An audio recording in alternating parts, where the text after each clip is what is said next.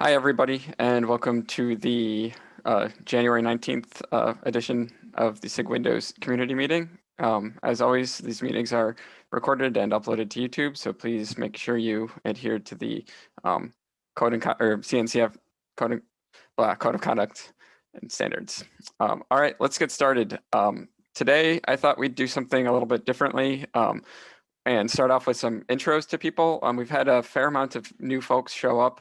And I thought it'd be good to just have anybody who wants to just kind of introduce yourself and maybe just give a brief sentence about like why you're interested in what you hope to get out of this SIG. I can start, and then we can go to the tech leads, and then anybody else who wants to introduce themselves. I guess feel free to raise your hands or comment in Slack, or comment in the chat, and we can get to you.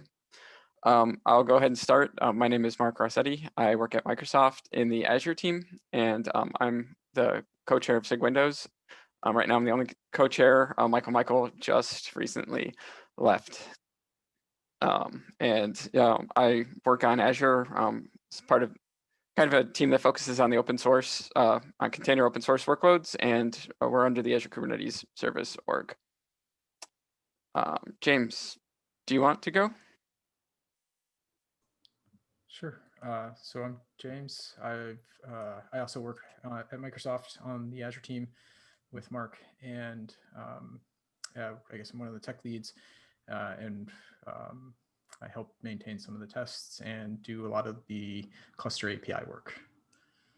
So Jay, do you want to go? Hey, everybody.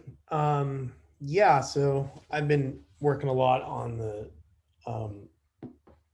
Windows stuff over here at VMware, getting it working with Antria and getting really the most important thing that I'm working on right now is making sure we have good parity and good signal across different CNIs and different for the E2Es and stuff. Me and Perry are working on a team together. So if anybody's interested in the CNI story, especially with Android or Windows on Cluster API, we do a lot of testing in that area. Feel free to reach out to us. Lately, Containerd has been the big thing. Yeah, if anybody else wants to introduce yourselves, I guess feel free and go ahead. If not, we can get on to the agenda. I want to. Oh, go ahead. Go ahead, Arvind. Okay. I just want to give a quick intro. My name is Arvind. I lead the Windows container effort at Red Hat under the OpenShift umbrella. Happy to be part of this team. Muzz? Hey, yeah, this is Muzz Imam. I'm the PM in the Windows team focused on Kubernetes. I have been part of SIG Windows for almost a year now. So glad to chat with all of you. Hi, and I'm Perry. I'm a CRE at VMware, primarily focused on sort of our Windows support with our customers, and working a lot at the moment with Jay to try and get Containerd and Antria working and keep finding bugs and stuff like that. So yeah, happy to be here. Hey, I can go next. My name is Ravi. I work in Arvind's team with an OpenShift at Red Hat. I have started working on fixing some of the tests and then adding some flags within the SIG Windows community. Prior to that, I have mostly been working on Kubernetes scheduler for 2 years. That's it from me. Hey everyone, my name is Brendan. I'm on from Microsoft, working on the base kernel containers team. So I work on a lot of the Windows Server container and client containers that Microsoft produces, like Windows Sandbox. I just recently joined this effort to work on privileged containers, and excited to get to know everyone here. Hi folks, David Justice from Microsoft. Work mostly on Cluster API, a little bit of ACAS engine, and work with Mark and James a lot. So very nice to see everybody.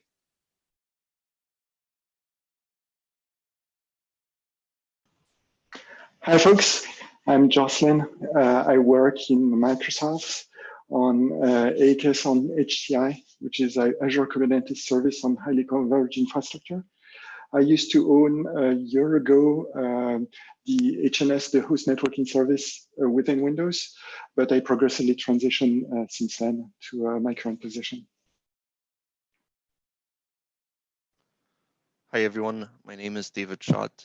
I'm a PM on the Windows Container Networking team, and I'm here working on essentially improving the networking experience for Windows Kubernetes nodes.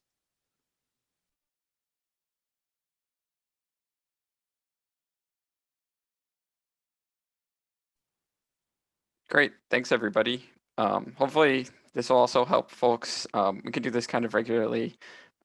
This will help folks kind of know who to reach out to on for different issues, since a lot of people have different areas of expertise. If there's nobody else, I'll keep going.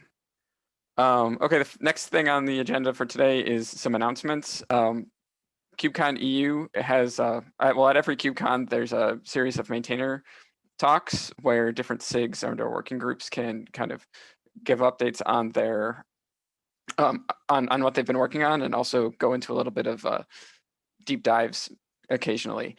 For this next upcoming KubeCon EU, each SIG has one 35-minute maintainer session slot, and typically we're asked to reserve 10 minutes for Q&A.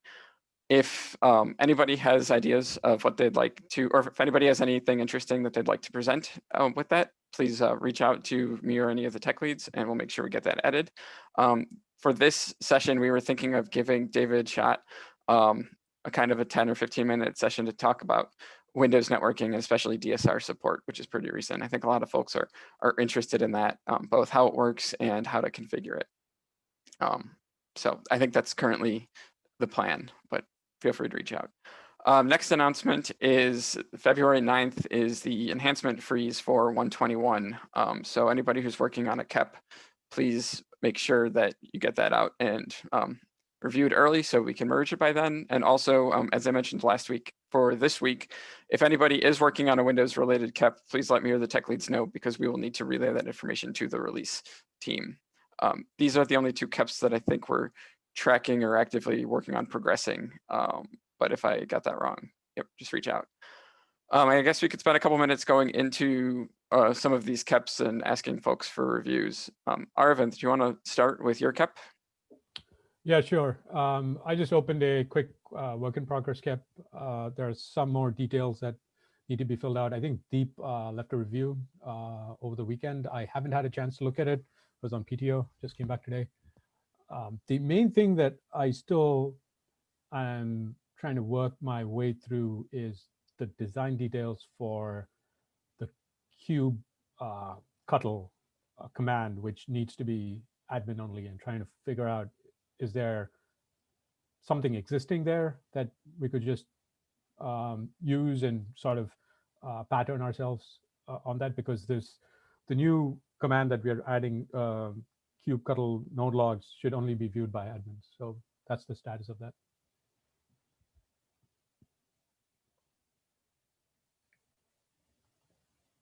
Great. So I think we'll also need to take this to SIGNode. I've added it to the SIGNode weekly agenda, because scanning through that, there are kind of updates to the kubelet in order to get the system event logs. So we'll take that, and I can help drive that and ask for reviewers there.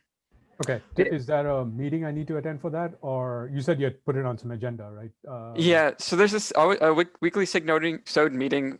There's a weekly SIGNode meeting following this meeting every week, and I've added it to the agenda. They're kind of in the same state we are, where they're just tracking all of the KEPs and everything. If you want to show up to the meeting next, that would be great. It's on the community calendar as well. But Okay. if not, I can just ask for folks to Could you take a do look. that for me, Mark? Because I know I have a conflict right after this meeting that I can't skip. Yep, no problem. Yeah, I'm going to ask for reviews for the Windows Privilege KEP anyway. Container Okay, cool. KEP. Thanks. So Arvind, I just have, Sorry, go ahead. I just have a quick question here. So a couple of things on this KEP. As I said, there is a lot of interest in this KEP, but One thing I was wondering is, are we thinking about how we're going to filter, because the event log is going to be huge, and we will need a way to to filter the logs when it's coming out, right? We cannot just output everything. Have you thought about that, or is that part of the step? Yeah, so I think at the OpenShift side, using OC, there is a way to filter, and I was trying to see if we could reuse that same method.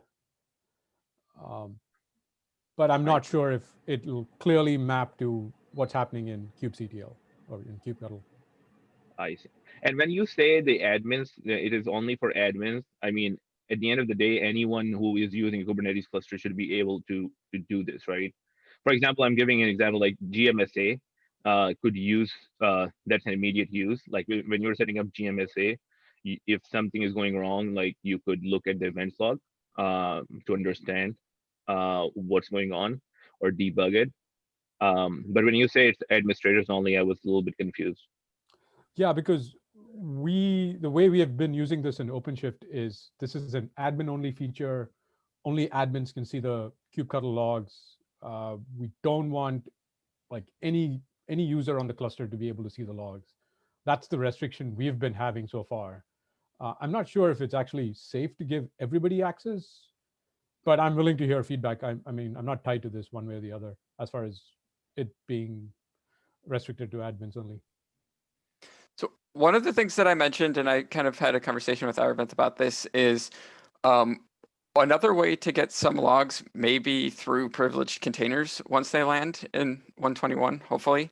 But after talking with Aravind, I think the real benefit for this is to have, like, if there's any issues with the container runtime or kubelet or the node configuration and containers can't start, I think it might be very important to have some of this work just where the kubelet's running and can relay those messages. Maybe a middle ground here is to restrict the kubelet to only kind of I would say like systems critical processes or any processes needed for running the container workloads, and then the more filterable, more generic event log story could come through privileged containers. Is just one option, but I currently do see a value in having both, just in case, especially for the case that containers can't start. Possibly tangential, Arvind. I'm just wondering. I would be interested in just hacking on a thing that did the thing that you're proposing, and just using it, right? Like, and then like, making like maybe some kind of a way of just running it and using some kind of a CRD type thing in a kubectl plugin and just getting it working. And then once it was working, maybe proposing that upstream, and we could also do, I mean, the KEP is also a good idea. So but I was just thinking maybe in addition to that or whatever, if you really need something, like I really need something that does this and I need it like yesterday, you know what I mean? So if, actually, I think that there were implementation PRs opened, and Signode had requested that this come in as a KEP. Yeah. So I think the hacking may have been done. But go ahead. Yeah. So Jay, we have it working in our product in OpenShift. This has already been a feature on the Linux side for a couple of years. Yeah, the OCADM node logs, right? Yeah. Correct. Yeah. And we have the same thing for Windows now in OpenShift. And as part of getting it into the product is when this came about that, we are not upstream this yet and we need to upstream it. So we tried to upstream just the PR first. And then they said we need a KEP. So we add a KEP. So the hacking is actually just done. And the only implementation requires changes to the kubelet. There's no weird. So y'all are in OCADM. You're actually changing the kubelet. Yeah. Well, we have a change in OC, and then we have a change in the kubelet. And OC is equivalent of kubectl. So that's the change that's missing actually. So if there's any hacking that needs to be done, I would think it's taking the changes that we did for OCADM node logs and moving that into the kubelet or into kubectl. Yeah. Okay. I don't know enough about the tech. Yeah, go ahead, Ravi. Yeah, to be clear, what I wanted to add is I think for the KEP, we also need to add SIG CLI as one of the reviewers. and then get some information from them regarding how can we limit it to a cluster admin user. They have this kubectl plugins too, through which we can add certain commands or binaries that we can use. So I think that it will be beneficial to include the SIG CLI team and then get the feedback from them. Yep. Yeah. For sure, they should be added too. So with 3 SIG KEP, it's going to take a while. Yeah. In the interest of time, I think I'm going to move on. We can continue this in Slack or somewhere else. Okay, the next KEP is the Windows Privileged Container KEP. So in 120, Amber Guo was working on and got a KEP merged in the provisional state for this feature, but there was a lot of kind of questions that needed to be answered, so we ultimately didn't pursue the implementation. I think we're getting pretty close to pursuing implementation, so I've opened up updates for with kind of what's needed for that. The biggest changes for anybody who was following this before is we are going to kind of limit the different scenarios we are going to support for on the networking side. So privileged containers, at least with this current proposal, will always be joined to the host network and will not be able to be joined to pod networks. And also we are going to limit this the privileged containers so that all of the containers in a single pod must either be privileged or non-privileged. There's not going to be any mixing of the two. And that's for some kind of technical limitations in the Windows OS. There still are plans to pursue joining privileged containers to pod networks. But that will likely come as a separate KEP, as there's still more kind of investigations on the Windows OS side that are needed there. And with this one, this is SIG Windows needs review, SIG node, and we are going to take this to SIG API too, because we're proposing some API changes here too. So I'll be helping to drive that since Amber is no longer working on this. If you have any questions or comments, feel free to comment on the pull request, and hopefully we'll be able to work towards implementing this pretty soon. Dims, I think you're next with this. Do you want to? Hi. I just wanted to set the stage about one of the other KEPs SIG is driving, which is to deprecate Docker shim and move everyone to Containerd over a period of time. So there's like 4 classes of CI jobs, and I logged an issue for one of them, which is the pre-submit jobs. So we have pre-submit jobs, we have release blocking jobs, release informing jobs, and the last one is the node conformance jobs, right? I know that you already have some CI jobs in the node conformance. I was wondering if we could like make copies of the Docker-based jobs and basically start getting it green. At least it'll help other people who want to pitch in, give them a head start by at least starting with a pre-submit job. Yeah, the new job doesn't need to be pre-submit out of the gate. It can be just a job that can be started on demand. So once we get some confidence, then we can turn it into a pre-submit job. So that was the thought process that led me to create this issue. And that's the context. Any thoughts, please? Yeah, I think that this is something great to work on. I actually forgot that I commented on this in December. It was kind of a long month between now and then. Yes, I think we want to do all of that. We already have some jobs that can be triggered on pull requests that do test Containerd.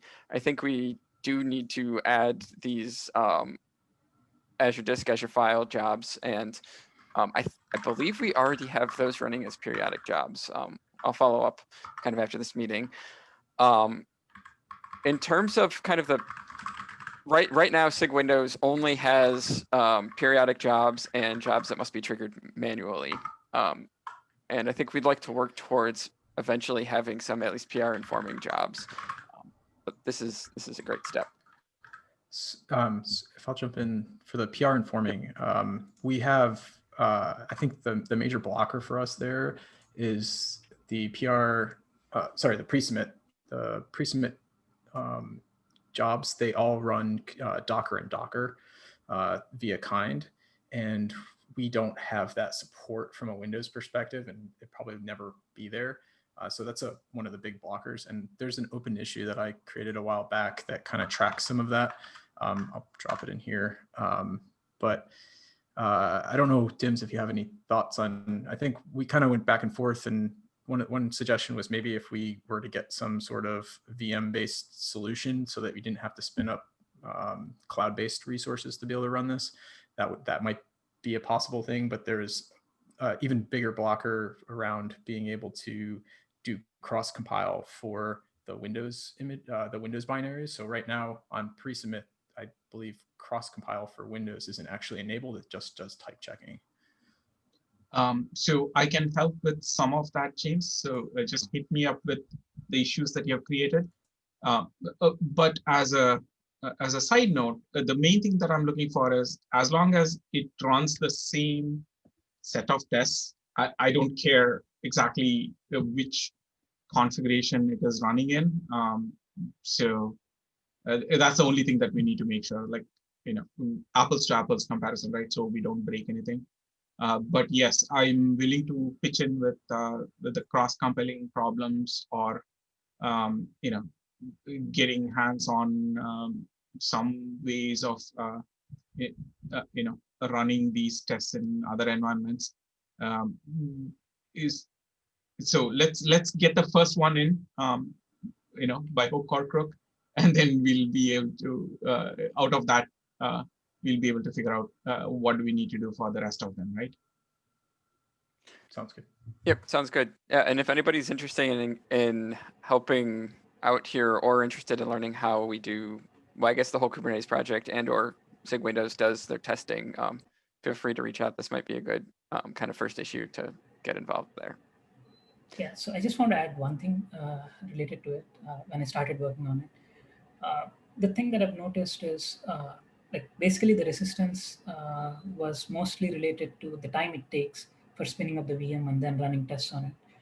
So kind is pretty much faster in the sense that we are not spinning up a VM and then having the container runtime and all those things set up on that VM. So if there is some guidance that all the E2Es should run within this time frame, including the cluster setup on all that, I think that will be beneficial. One of the things that we were pushing on our end was to ensure that all the tests go green. And for the most part, they have been going green, especially with some of the release informing jobs. And we wanted to make one of them as a blocker. But what we noticed is setting up the VM and all those things are going to take some time. Is it okay to have like set up a VM and then run those type of jobs being a blocker for every PR?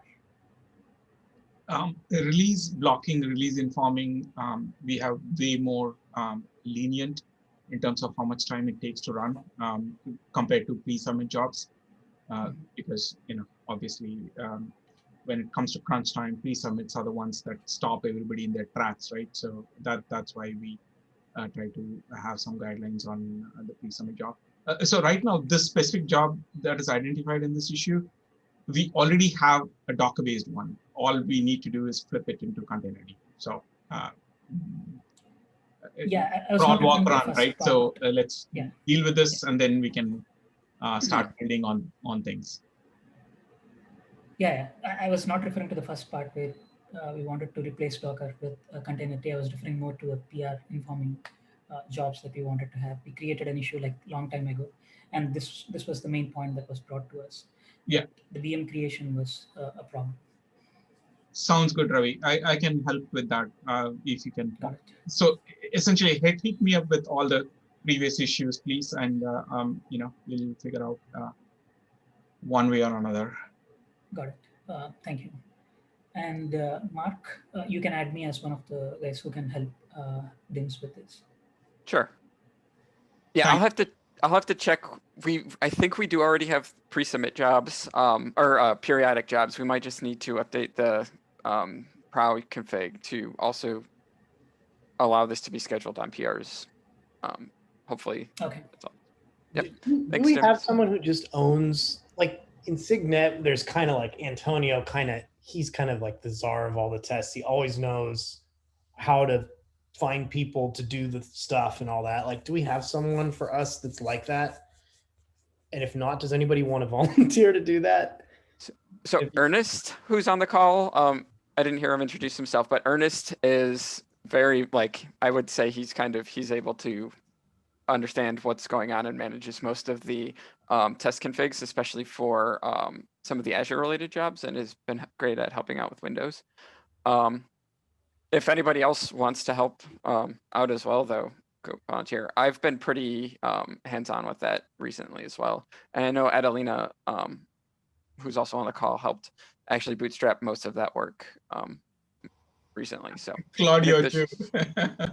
Yeah, it seems like we got a lot of people, so it's always tricky when you've got a lot of people that kind of know a little bit. Yeah. So is there one, I mean, not that we have to have an official title for this or anything, but like, if there was one person that had worked the most on it, would it be, I know Adelina was working on the standards for the new conformance tests. Like, who's working the most on it now?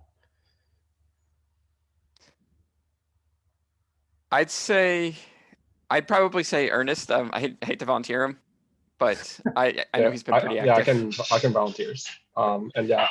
Just to quickly introduce myself, I'm Ernest, and I work most closely with Mark and James on all the tests infra needed to run all the tests on Windows. So yeah, feel free to contact me on Slack or tag me on GitHub. My handle is CHEWOMG. Okay, so it's Ernest, Adelina, and Ravi are the three people that seem to have been, and of course Mark, who's all over the place doing 100 things. So okay, cool. And James too. Okay. Thanks everybody. I just wanted to get the names. Thanks everyone. And unfortunately, I need to drop for the SIGNode meeting. If you guys all want to continue, feel free to do so.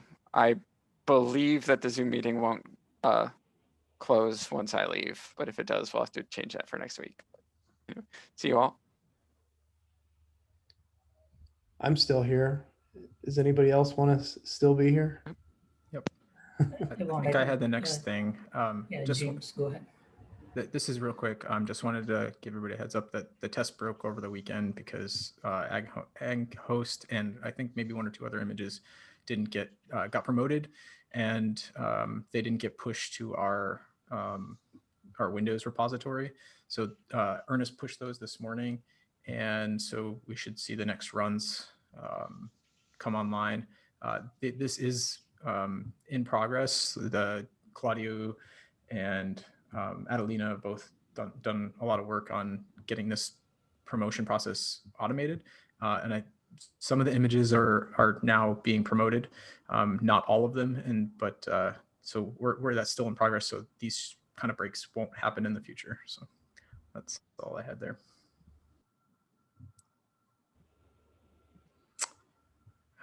Jay, did you want to quickly go on the network policy?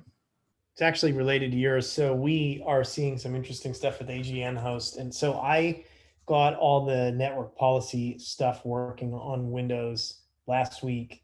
And Perry was generous enough to give me a cluster on some flaky, like nested virtualized in hardware that was running Andrea and running Containerd. And so there's a lot going on here. And it didn't look very happy when we ran those policy tests. I then went over to an EKS cluster that had Calico running, and I also ran the same tests. And I had the test suite finished, but most of the network policy tests failed. And so I'm kind of in this state here where I'm like, okay, I got the test working, but in Andrea, on Containerd, I think is the issue. It's not Andrea, it's Containerd. I'm seeing what looks like processes being leaked on Windows. So I get these AGN host processes that just build up. I'm running 2.2.1. And when I run the network policy tests on Calico Docker EKS clusters, I see I see them running, but I get a different set of problems, which is that most of them fail. And so I'm wondering, what's the gold standard for network policies on Windows? Like, what if we had to pick some configuration? I don't care what it is. Like, what would it be? Would be the one that was like, this is the best one to test against as a baseline for regression, right? Or because I don't want to file 21 issues against every single CNI provider, you know. Has anybody else even thinking about this or working on it? Or if not, I can try to start figuring it out. Just a quick question. You said that you had plenty of agent host processes running. Yeah. Does that mean that the pods or the containers were being leaked as well? It's 98123, Claudio. I'm going to put the link in here. So, ask the last part of your question again, because the part of my brain that searches for URLs is different than the part that I was asking if those containers or pods would actually get leaked, because they shouldn't be, after the test ends, the pods should have been deleted, and of course the containers as well. Yeah, those shouldn't have existed Oh anymore. yeah, they are definitely, with Pere as my witness, they are definitely leaked. Do you want me to explain what was happening? So basically what seemed to happen was that the pods would be created for the test to run, and then when when one of the containers was trying to be created on container D, it was trying to write to the logs directory. It failed to write to it, and then it was then trying to clean itself up. And then when it was trying to clean itself up, it was getting access denied, which I'm guessing is because it was trying to write at the same time as trying to delete. So then when you were cleaning up the jobs at the end of it, you would then be left with this pod that was in a can't delete, can't create state, and then it would hang. So you'd run the test again, and then you'd basically get the same scenario again. So you'd get a pod that just hangs in this state. And it's stochastic. It doesn't always happen, but when it does happen, the AGN host did. So we've detailed this in gory detail on that 98123. And yeah, it was, you don't always see it, but you see it sometimes, right? And that's the interesting thing about it. So yeah. I don't think it's because I don't think it's because of the agent host image itself. No, it's not. I think it's something to do with the process being run by itself. I actually had no idea that we supported network policies, so I haven't really tested this before. Well, it's the royal we, right? Especially since it's not conformance. I didn't pay too much attention to it. It's, I don't know whether we support it or not. It's CNI support network policies on Windows. Calico and Andrea both ostensibly do. I'm going to sort of propose as a hypothesis that I hope can be disproven soon, that nobody has actually confirmed that network policies work on Windows in a comprehensive way, not even close to what's done on Linux. No, I wouldn't think that they have. Cool. That's good enough. But and I'll just keep hacking. Can you also include the kubelet logs? Oh yeah, Perry, you put everything on that issue. We've got a video. I posted a video with it. We've got kubelet logs. We've got everything on there, I think. Yeah, I would also like some kubelet logs for those leaks as well. I might have some interest on that. If not, I can try to run those tests as well and see it happening myself. There should be a gist with the kubelet logs on there, so you should be able to find them. Got everything but containerd logs. And I was going to try to get containerd logs today, actually. Sorry, by the way. Okay.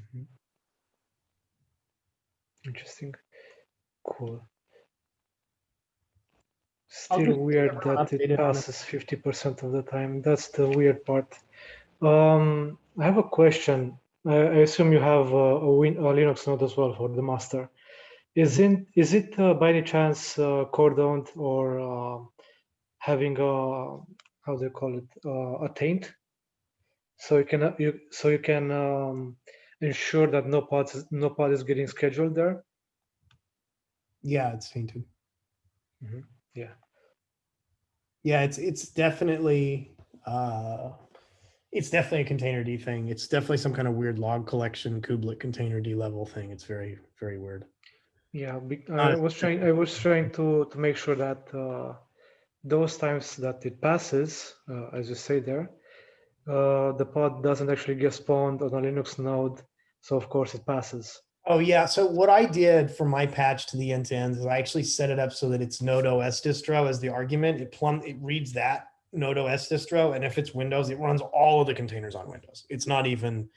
It's so the way I'm running the test, which is debatable whether this is the right thing to do.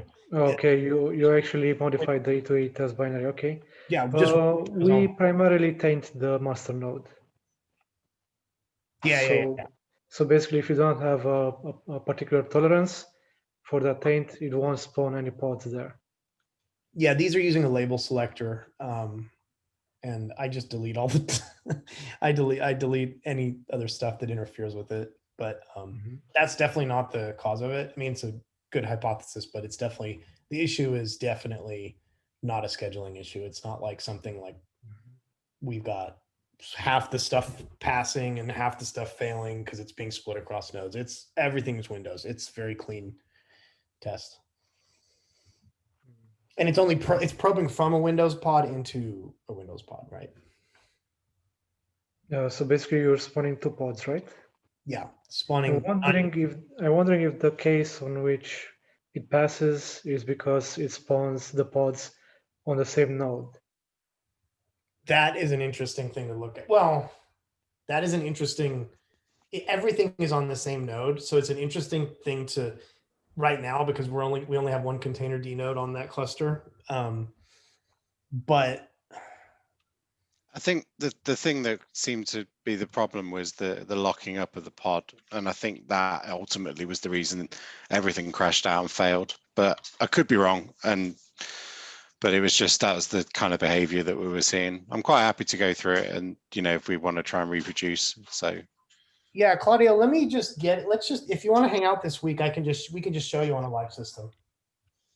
Sure. How about tomorrow? Yeah. That's all we do all day, anytime. Sounds good. Okay. Until then, I'll try to reproduce it. I have a PR also. You can look in 98123, Claudio, if you want to do a little homework. I've got a PR that shows how to run that, and I've got an E2E binary. I'll give you a link to it. Well, I can compile my own. It's okay. Okay. Sure, I'll take a look.